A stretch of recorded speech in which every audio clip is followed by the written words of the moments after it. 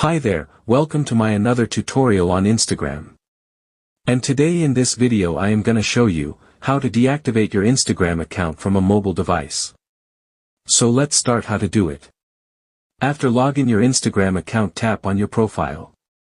And then tap the three lines at the top of the page. And then tap on Account Center. And under Account Center tap on Personal Details. And then tap on Account Ownership at Control. And then tap on Deactivation or Deletion. Now select the account that you want to deactivate. And then choose Deactivate. By deactivating your Instagram account will become hidden from Instagram until you decide to reactivate it. But if you choose to delete, your account and all of the data will be permanently deleted. So select Deactivate option and click on Continue.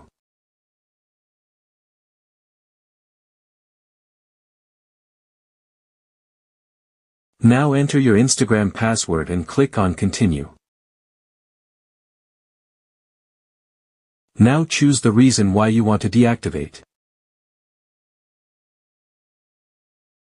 And finally click on Deactivate Account. After clicking on Deactivate Account, Instagram account will be deactivated. Thanks for watching. If you think this video is helpful for you, please like that video and hit the subscribe button to get more update video.